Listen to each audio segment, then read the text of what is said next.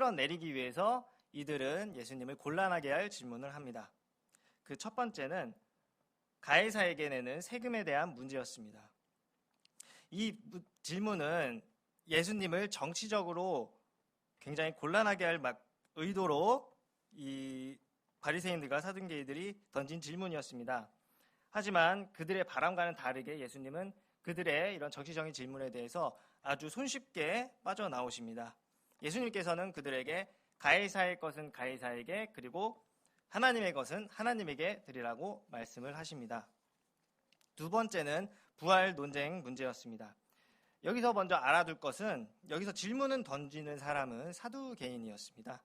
이 사두개인들은 당시에 정치 권력을 손에 쥔 사람들이었습니다. 그들은 유대인들의 공회회에서 가장 영향력 있는 인물들이었고 당대의 지도층들이었습니다. 사두개파의 많은 사람들은 제사장이었으며 그들은 로마의 집권 세력들과 긴밀한 협력 관계에 있는 사람들이었습니다. 그들의 특징은, 그들은 정경을 받아들이기는 했지만 실제로 믿는 것은 모세의 오경뿐이었습니다. 그리고 그들은 부활이나 천사의 존재에 대해서 믿지 않았었습니다. 그런 맥락에서 이런 두 번째 문제는 예수님을 신학적으로 시험하는 질문이었습니다. 이에 대해서 예수님은 두 가지의 잘못을 지적하십니다. 하나는 그들이 성경을 알지 못한다는 것이고, 두 번째는 그들이 하나님의 능력 또한 알지 못한다는 것이었습니다. 예수님은 그들이 믿고 의지하는 토라의 말씀을 인용하시면서 그들의 어리석음을 꾸짖으셨습니다. 그 다음에 마지막으로 바리새인 중에 한 율법사가 질문을 합니다. 그리고 바로 그것이 오늘 우리의 본문인 율법에 대한 시험을 위한 질문이었습니다. 질문의 내용은 이것이었습니다. 율법 중에 가장 큰 계명이 무엇이냐는 것이었습니다. 당시 유대인들은 이 율법을 매일 읽고 외우고 지키면서 살았기 때문에 그들에게서 이것에 대한 문제는 매우 큰 관심사였습니다. 예수님께서는 본문 26절에 바리새인의 질문에 대한 답을 이번에도 모세 오경의 내용을 인용하면서 말씀하십니다. 본문 37절에서 신명기 6장 5절에 대한 인용이 나옵니다. 이 구절은 당시에 유대인들이 가정이나 성전에서 매일 예배에서 사용한 신앙 고백문의 한 부분으로서 유대인들에게는 아주 익숙한 것이었습니다. 이것은 십계명의 전반부인 하나님에 대한 개념을 정체적으로 상징하는 요양문이었습니다.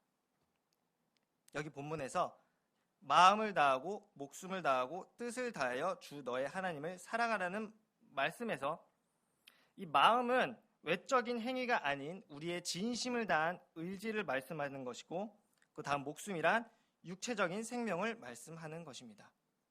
이것은 적당히 하는 것이 아니라 우리의 생명을 다해서 정말 열심으로 하는 것을 강조하는 말입니다. 그리고 뜻이란 것은 지적인 능력을 강조하는 것으로서 맹목적으로 하나님을 열성적으로 믿는 것이 아니라 하나님의 뜻을 정확하게 이해하고 분별해서 행동할 것을 강조하는 말이었습니다. 예수님이 이렇게 마음과 목숨과 뜻을 다하여 하나님을 사랑하라고 말씀하셨습니다. 마음과 목숨과 뜻을 어느 하나 분리하지 말고 육체의 의무나 감정적인 애착이 아니라 전 인격적으로 온 힘을 다해서 하나님께 자신을 드리는 것을 의미합니다. 곧 정리하면 진심을 다하고 생명을 걸고 정말 열심을 다해서 하나님의 뜻이 무엇인지 분별하여 우리 주 하나님을 온 힘을 다해 사랑하라고 말씀하신 것입니다. 이 당시에 바리새인들은 행동과 외적인 모습을 굉장히 강조하는 사람들이었습니다. 그것을 통해서 이들은 백성들에게 존경을 받고 있었습니다. 그리고 그 존경을 계속 유지하기 위해서 더욱더 계속해서 그런 외적인 부분을 강조해 봤습니다. 예수님께서는 이들의 이런 외적인 부분이 잘못됐다라고 말씀하신 것입니다. 이것이 본질이 아니라는 것입니다. 심지어 예수님께서는 그들이 그렇게 강조하고 지키며 사는 모세의 율법을 이용해서 그들을 꾸짖으셨습니다. 이것은 바리새인들이 자신들의 행동으로 율법을 지킨다고 말하지만 실질적으로는 그들은 모세의 율법의 오경의 율법에 대해서 제대로 알지 못했다는 것을 뜻하는 것이었습니다.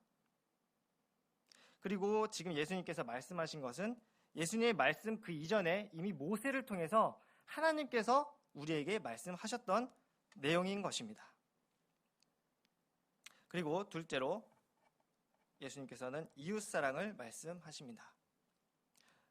본문을 보시면 29절에 둘째도 이와 같으니 내 이웃을 내 자신과 같이 사랑하라 하셨으니 라고 말씀하십니다. 이것은 레위기 19장 18절에 대한 인용으로서 하나님 사랑이 10계명 전반부인 1계명과 4계명에서 하나님 사랑에 대한 내용이었다면 6계명과 10계명은 이웃사랑에 대한 내용을 요약한 것인 겁니다. 바리새인들은 하나님께 대한 의무를 다하면 어떤 경우에는 이웃을 사랑하거나 부모를 돌보거나 혹은 이런 것들을 하지 않아도 된다고 생각했고 그들은 원수를 미워했고 죄인을 정죄했으며 조건적인 사랑을 추구했었습니다. 예수님께서 이런 바리새인들의 태도를 지적함과 동시에 모든 사람에 대한 사랑을 말씀하셨습니다. 하나님 사랑은 반드시 이웃 사랑으로 결실을 맺어야 합니다. 우리는 누구나 자기 자신을 본능적으로 사랑합니다. 그리고 자기 자신을 위해서는 굉장히 무조건적이며 어떠한 대가도 바르지 않습니다. 자신의 죄는 매우 쉽게 용서하고 자신의 허물에 대해서는 매우 관대해집니다. 이 관대함이 우리를 이기적이게 만들고 타락하게 만드는 것입니다. 하지만 이웃에 대해서는 어찌나 계산적인지 모릅니다. 제가 이것을 어떻게 알 수 있을까 생각해 봤는데 운전을 해보면 이것을 매우 잘 알 수 있더라고요. 이 운전을 하는 사람들은 그렇게 난폭하고 이기적일 수가 없습니다. 이 운전을 하다 보면 분명히 앞에 충분한 여유 공간이 있음에도 불구하고 이 사람이 끼어들면 그거를 못 참고 이렇게 가속을 밟아서 못 끼어들게 하고 끼어들면은 그것이 또 마음에 안 드는지 클락션을 이렇게 누르면서 화를 내더라고요. 제 룸메이트가 수원을 살아서 제 중간 지점에서 저를 내려주곤 했는데 그렇게 온유하고 밝고 좋던 사람이 운전만 하면 사람이 그렇게 이상해질 수가 없습니다. 좀 자세히 말씀드릴 수는 없지만 참 이게 운전을 저는 안 하는데요. 과연 이게 운전을 배우고 운전을 하는 것이 저에게 과연 유익할까라는 생각을 그 친구를 보면서 많이 생각했었습니다. 그런데 지금 본문에서 예수님이 말씀하시는 이웃 사랑은 그저 나 자신을 사랑하고 그 다음에 이웃을 사랑하는 정도의 사랑이 아닙니다. 하나님께서는 마치 나 자신처럼 사랑하라고 말씀을 하십니다. 그리고 그것이 하나님께서 말씀하신 온 율법과 선지자들의 강령이라고 말씀하십니다. 앞서 말한 두 계명인 하나님 사랑과 이웃 사랑은 결코 서로 분리되는 것이 아닙니다. 이것은 뿌리와 열매처럼 서로 강하게 연결이 되어 있습니다. 모든 율법과 선지자는 구약 성경 전체를 강조하여 말씀하신 것이고 이 구약 성경의 핵심은 율법이라고 할 수 있습니다. 율법에 하나님을 전적으로 사랑하라는 것이 명문화되어 있지는 않지만 그 계명들의 근본적인 정신은 바로 하나님 사랑입니다. 하나님께서는 이스라엘과 언약을 맺으실 때 하나님을 마음으로부터 사랑하는 것을 근본적으로 요구하셨습니다. 그리고 하나님께서는 공동체의 연합과 사랑을 요구하십니다. 이웃사랑은 우리에게 베풀어 주신 하나님의 사랑을 생각할 때에 반드시 따라오는 합당한 반응이어야 하는 것입니다. 이와 같이 우리가 본문을 통해서 예수님께서 하나님 사랑과 이웃사랑 실천할 것을 강조하셨는데요. 그러면 이 본문에서 말하는 것을 우리가 오늘날에서는 어떻게 실천을 할 수 있을까요? 첫 번째로 하나님 사랑의 방법은 성경에서 하나님을 첫 번째 두고 사랑하라고 말을 합니다. 우리는 말로는 하나님을 사랑한다고 말하면서 막상 마음에서 그리고 또 행동에서 하나님을 진정으로 사랑하고 있지 않은 모습을 보이면서 살아갑니다. 우리는 세상에서 물질이 앞설 때도 있고 또는 자기의 자식이 혹은 또 자신의 소중한 사람이 혹은 또 가족이 앞설 때도 있습니다. 이것이 평소에는 드러나지는 않습니다. 하지만 살다 보면 하나님께서는 이 중에서 반드시 선택하게 하는 상황을 오게 하시고 거기서 우리의 믿음을 하나님은 시험하십니다. 어떻게 선택하느냐가 하나님과 자신과의 관계를 보여주게 되는 것입니다. 바리새인처럼 외적으로는 경건의 모습이 하고 있다 하더라도 하나님 앞에서는 다른 사람에게 보이는 경건의 모습은 전혀 중요하지 않습니다. 우리가 선택하는 모든 것을 하나님께서는 그 마음 깊숙한 곳까지도 다 감찰하시는 분이시기 때문입니다. 바울은 빌립보서 3장 8절에서 자신을 히브리인 중에 히브리인이요 율법에는 바리새인이요 열심으로는 교회를 박해하고 율법으로는 흠이 없는 자라고 말했습니다. 하지만 하나님을 위하여 모든 것을 잃어버리고 이전에 갖고 있던 모든 것을 배설물로 여겼다고 했습니다. 바울은 율법을 지킴으로 곧 행위로 구원을 얻는 것이 아니라 오직 그리스도를 믿음으로 우리가 구원을 얻고 그리스도와 연합함으로 말미암아 우리가 그리스도의 의를 입어 새 사람이 되는 것이 세상의 모든 것보다 귀하다고 말합니다. 자신의 독생자 예수 그리스도를 보내셔서 우리를 구원하신 하나님의 그 크신 사랑을 우리가 깨닫는 것이 하나님께서 주신 그 값없는 사랑에 대해서 감사한 마음으로 또 하나님을 마음의 중심에 두고서 그분을 늘 첫 번째로 두고 살아야 합니다. 이것이 하나님 사랑을 실천하는 방법입니다. 두 번째로 이웃 사랑의 방법은 하나님의 모습을 따라가는 것입니다. 예수님의 모습을 따라가는 것입니다. 하나님 사랑을 깨닫고 하나님과의 관계가 회복된 사람이라면 마땅히 그 사랑에 대한 감사함으로 말미암아 그것이 바로 이웃 사랑으로 이어져야 합니다. 이 이웃 사랑에 대해서 예수님은 요한복음 13장 34절과 35절에서 이렇게 말씀하십니다. 새 계명을 너희에게 주노니 서로 사랑하라. 내가 너희를 사랑한 것 같이 너희도 서로 사랑하라. 너희가 서로 사랑하면 이로써 모든 사람이 너희가 내 제자인 줄 알리라. 이 말씀을 비추어 봤을 때 예수님은 그 당시 정말로 사랑이 많으신 분이시라는 것을 우리가 알 수 있습니다. 그 이유는 예수님께서 너희가 서로 사랑하면 모든 사람이 너희가 내 제자인 줄 알리라라고 말씀하신 것을 통해서 우리는 충분히 알 수가 있습니다.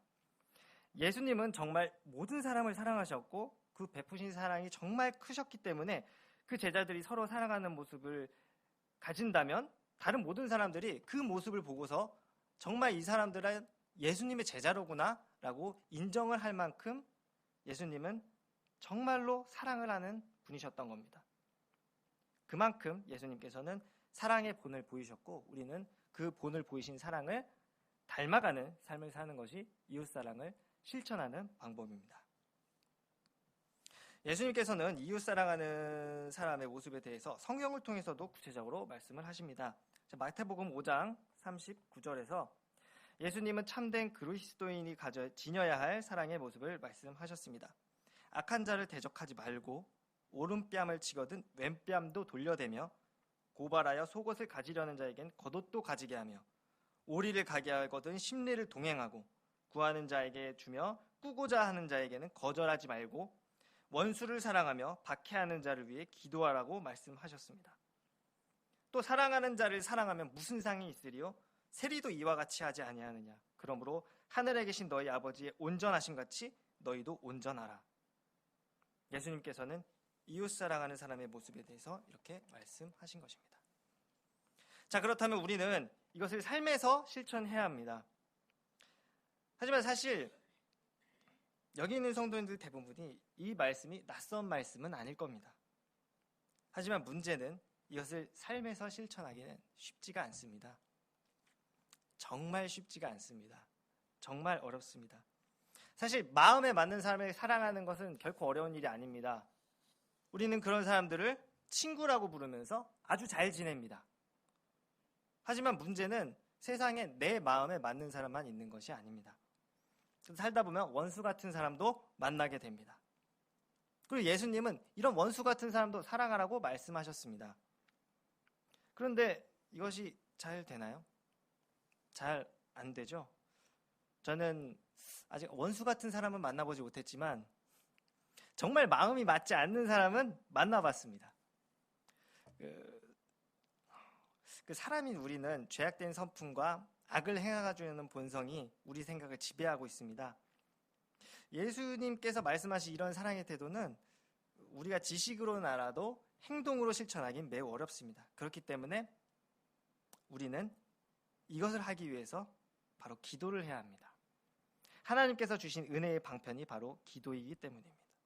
하나님의 수많은 역사들이 바로 이 기도를 통해서 이루어졌습니다. 여기서 이제 제 얘기 잠깐 드리고 싶은데요. 오늘 본문인 이 마태복음 22장 37절에서 40절이 사실 저에게 올해 주신 가장 제1의 말씀이었습니다. 하나님께서 이 말씀을 저에게 주시고 계속 이 말씀이 생각나게 하셔서 이 말씀을 붙잡고 계속 기도하게 하셨습니다. 그래서 한 번은 이 말씀이 일주일 동안 학교 채플에서도 나오고 또 이게 반끼리 하는 기도 모임이 있었는데 그 기도 모임에서도 나오고 그리고 이 교회에서 청년부에서 하는 청년부 모임에서도 이 말씀이 나온 적이 있었습니다. 일주일 동안 3번이 나온 거죠. 그러니까 그 정도로 하나님께서는 저에게 이 말씀을 강하게 요구하셨습니다. 저는 올해 신학교에 들어가게 됐습니다. 우리 학교는 1학년 때 의무적으로 기숙사 생활을 하게 되어 있습니다. 그 이유는 1학년끼리 같은 반에서 서로 친해지면서 그리고 학교에서 진행하는 경건훈련 프로그램이 있는데 그 프로그램에 적극적으로 참여하게 하기 위해서인데요. 지금 한 학년에 6개 반이 있고 그 한 반에 인원이 한 70명 정도 됩니다. 생각보다 좀 많죠. 있으면서 다 인사하고 지내기까지 1년이 꼬박 걸리더라고요. 그 정도로 사람이 많습니다. 그래서 1년 동안 기숙사를 살았는데 이 기숙사를 살게 되면 정말 중요한 것이 뭔지 아십니까? 바로 룸메이트입니다. 그 안에서 그 성격이나 또 생활 패턴이나 이런 게 다르다 보면 정말 힘들어요. 그래서 한 학기를 살고 그 안에서 또 룸메이트를 바꾸는 경우가 또 적지 않게 일어납니다. 저는 처음에 룸메이트를 만났을 때 이 사람이 내가 정말 딱 맞는 사람들을 만났구나라고 처음에 생각했었습니다. 그런데 살다 보니까 조금씩 안 맞는 부분들이 생기고 트러블이 생기더라고요. 모두가 그랬던 것은 아니고 한 명이랑 그랬습니다. 그때 참 고민이 많았습니다. 내가 신학교에 들어와서 이런 걸로도 고민을 해야 되나. 그렇다고 목회자가 되겠다고 신학교에 들어왔는데 이 사람이랑 싸울 수는 없지 않겠습니까? 그래서 이것을 두고 정말 기도를 많이 했습니다. 정말 기도를 많이 했습니다. 정말 이 관계를 원만하게 해결해 주시고 정말 내가 이 사람을 사랑할 수 있는 마음을 달라고 정말 기도했습니다. 그러면서 행동으로도 노력을 많이 했습니다. 근데 이게 말로는 기도하고 머리로는 알겠는데 행동으로 이어지기가 정말 힘들더라고요. 정말로. 일단 사랑해야 된다는 걸 알겠고 그래서 이 사람에게 다가가려고 하는데 머릿속으로는 만나면 이렇게 해야지 하는데 막상 만나서 이제 대화를 하게 되면 그 사람도 반응이 좀 미적지근하고 그러다 보니까 내가 생각했던 거의 한 절반? 이 정도밖에 표현이 잘 안 되더라고요. 그래서 한참 기도하는 중에 어느 순간 문득 이런 생각이 들었습니다. 하나님께서 이 사람을 내가 진짜 사랑하는 마음을 가지라고 이 사람을 나에게 옆에 붙여주셨구나. 내가 지금까지 정말 다른 사람 사랑하는 방법을 잘 모르고 살았습니다. 왜냐하면 저는 맞지 않는 사람하고는 친해질 생각을 하지 않았습니다. 그냥. 왜냐하면 사회에선 그래도 됐었거든요. 근데 신학교를 들어가고 이제 목회자가 돼야 되는데 목회자는 당연히 다른 사람을 사랑하는 마음을 가져야 되는데 내가 이 사람을 지금 피해버리면 정말 이거는 처음부터 아무것도 안 되는구나 이런 생각이 들더라고요. 그래서 나 이 사람하고 떨어지지 말아야지. 정말 하나님께서 나에게 숙제를 주셨으니 내가 이 사람하고 3년 끝 내내 사는 한이 있더라도 어떻게든 이 사람을 사랑하는 마음을 갖고 이 사람과 관계를 회복시켜보리라. 그 마음을 갖고 2학기 때도 같은 방을 쓰게 됐습니다.